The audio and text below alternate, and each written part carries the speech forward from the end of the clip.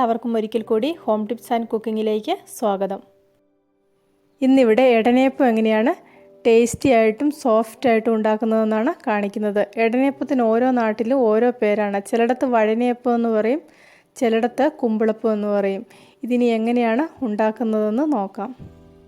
റെസിപ്പിയിലേക്ക് കടക്കുന്നതിന് മുമ്പ് ഈ ചാനൽ ആദ്യമായിട്ടാണ് കാണുന്നതെങ്കിൽ സബ്സ്ക്രൈബ് ചെയ്യാൻ മറക്കണ്ട.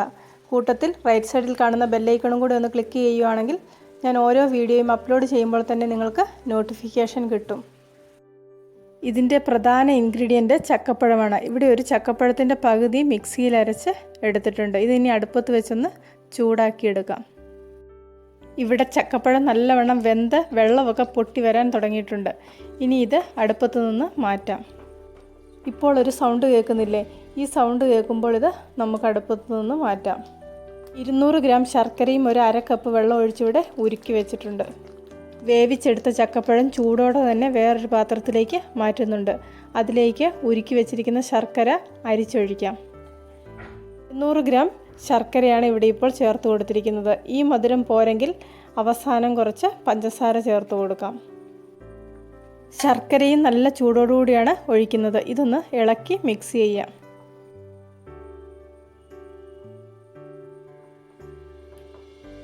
അടുത്തതായി ഇതിലേക്ക് 1 കപ്പ് അരിപ്പൊടി ചേർത്ത് കൊടുക്കാം. ഇത് 1 കപ്പ് ആട്ടയാണ്. ഇതാണ് ഈ അപ്പത്തിന് സോഫ്റ്റ്നെസ് കൊടുക്കുന്നത്. ഇത് ആശീർവാദിൻ്റെ സെലക്ട് ആട്ടയാണ് ഇതിന് വേണ്ടിയിട്ട് എടുത്തിരിക്കുന്നത്. അതില്ലാത്തവർ സാധാരണ ആട്ട ഉപയോഗിച്ചാലും മതി. ഇത് നന്നായിട്ട് ഇളക്കി മിക്സ് ചെയ്യാം. ഇത് കുറച്ച് ലൂസായിട്ടാണ് ഇരിക്കുന്നത്. ഇതിലേക്ക് ഒരു അര കപ്പ് അരിപ്പൊടി കൂടി ചേർത്ത് കൊടുക്കുന്നുണ്ട്. കൂട്ടിൻ്റെ പാകം നോക്കി വേണം അരിപ്പൊടി ചേർത്ത് കൊടുക്കാൻ. കൂട്ട് നേരത്തെ തന്നെ കുറുകിയിരിക്കുകയാണെങ്കിൽ പിന്നീട് അരിപ്പൊടി ചേർത്ത് കൊടുക്കേണ്ട ആവശ്യമില്ല. ഈ ഒരു പാകത്തിലാണ് കുമ്പിളപ്പത്തിൻ്റെ കൂട്ട് കുഴച്ചെടുക്കുന്നത്. വീഡിയോ ഒന്ന് ശ്രദ്ധിച്ചിട്ടുണ്ടെങ്കിൽ നിങ്ങൾക്ക് ഇതിൻ്റെ പാകം മനസ്സിലാകും. ഏകദേശം 1 കപ്പ് തേങ്ങ ചിരകിയത് ചേർത്ത് കൊടുക്കുന്നുണ്ട്. 1.5 മുറി തേങ്ങ ചിരണ്ടിയെടുത്ത തേങ്ങയാണ് ഇത്. അടുത്തതായി ഇതിലേക്ക് ചേർത്ത് കൊടുക്കുന്നത് ഒരു ചെറിയ കഷ്ണം ചുക്ക്, 4-5 ഏലക്ക, 1 ടീസ്പൂൺ ജീരകം. ജീരകം ഒന്ന് പൊടിച്ച് ഇതിലേക്ക് ചേർത്ത് കൊടുക്കുന്നുണ്ട്. അടുത്തതായി ചുക്ക് പൊടിച്ചത് ചേർത്ത് കൊടുക്കാം. 5 ഏലക്ക എടുത്തിട്ടുണ്ട്. അതും കൂടി ഒന്ന് പൊടിച്ചതിലേക്ക് ചേർത്ത് കൊടുക്കാം.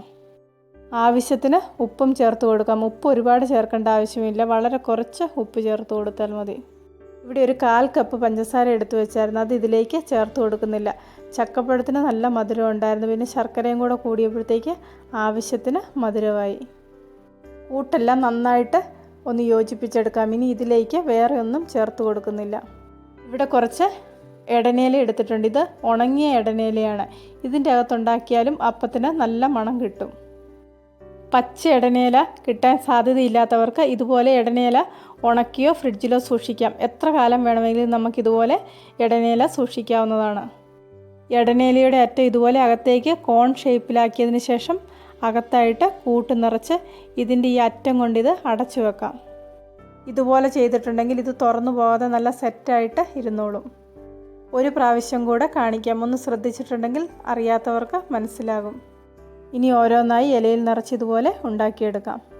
എടനേപ്പത്തിന് കൂട്ടുണ്ടാക്കുമ്പോൾ ഒരുപാട് ലൂസും ഒരുപാട് ഹാർഡുമാകാതെ പ്രത്യേകം ശ്രദ്ധിക്കണം. ഇതുപോലെ ഒരു മീഡിയം സ്റ്റേജിൽ വേണം ഉണ്ടാക്കിയെടുക്കാൻ. ലൂസായി പോയിട്ടുണ്ടെങ്കിൽ കൂട്ടെല്ലാം ഇലയിൽ നിന്ന് പുറത്തേക്ക് ചാടിപ്പോകും. ഒരുപാട് ഹാർഡായിട്ടുള്ള കൂട്ടുണ്ടാക്കിയെടുക്കുകയാണെങ്കിൽ ഉണ്ടാക്കി വരുമ്പോൾ ഒട്ടും സോഫ്റ്റ്നെസ് ഉണ്ടാകുകയില്ല. ഇതുപോലെ നല്ല സോഫ്റ്റ് ആയിട്ട് വരണമെങ്കിൽ ഈ ഒരു പാകത്തിൽ ഉണ്ടാക്കിയെടുക്കണം. അടുത്ത പ്രാവശ്യം എടനേപ്പം ഉണ്ടാക്കുമ്പോൾ ഇതുപോലെ ഉണ്ടാക്കാൻ ശ്രദ്ധിക്കണം. നല്ല ടേസ്റ്റും സോഫ്റ്റുമായിട്ട് വരും.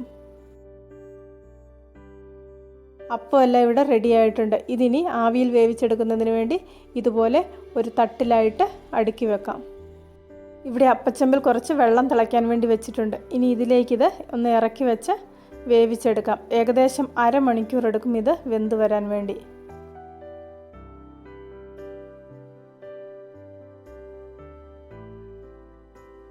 അരമണിക്കൂർ കഴിഞ്ഞപ്പോഴേക്ക് എടനേപ്പം റെഡി ആയിട്ടുണ്ട്. പുതിയ വീഡിയോ അപ്ലോഡ് ചെയ്യുമ്പോൾ അതിൻ്റെ നോട്ടിഫിക്കേഷൻ കിട്ടാൻ വേണ്ടി സബ്സ്ക്രൈബ് ബട്ടൺ ക്ലിക്ക് ചെയ്ത് റൈറ്റ് സൈഡിലെ ബെല്ലൈക്കണും കൂടി ഒന്ന് ആക്ടിവേറ്റ് ആക്കാൻ മറക്കണ്ട.